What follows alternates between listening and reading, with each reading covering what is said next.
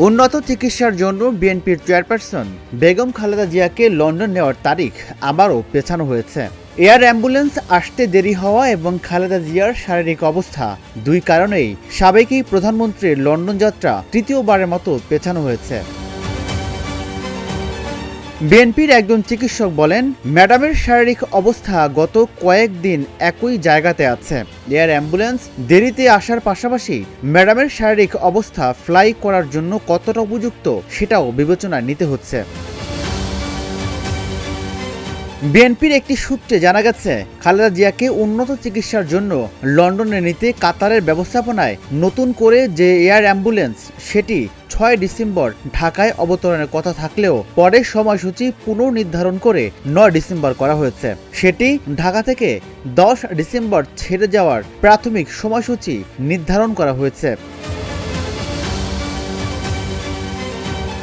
গুরুতর অসুস্থ খালেদা জিয়াকে কাতারের আমিরের এয়ার অ্যাম্বুলেন্সে শুক্রবার সকালে লন্ডনে নেওয়ার কথা ছিল। তবে এয়ার অ্যাম্বুলেন্সে কারিগরি ত্রুটির কারণে শেষ মুহূর্তে আটকে যায় খালেদা জিয়ার চিকিৎসার জন্য লন্ডন যাত্রার প্রক্রিয়া।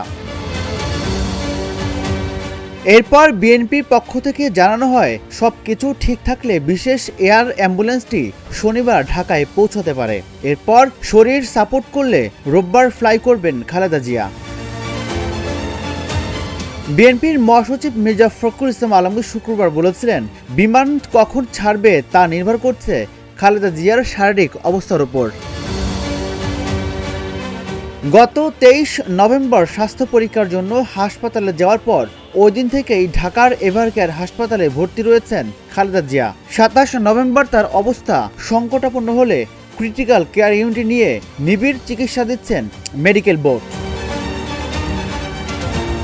৮০ বছর বয়সী সাবেক প্রধানমন্ত্রী ও বিএনপির চেয়ারপারসন খালেদা জিয়া দীর্ঘদিন ধরে লিভার সিরোসিস, হৃদরোগ, ফুসফুস, কিডনি ও চোখের সমস্যা সহ ডায়াবেটিস ও অর্থোটিসের মতো নানা জটিলতায় ভুগছেন। রাজিবুল ইসলাম, ঢাকা জার্নাল।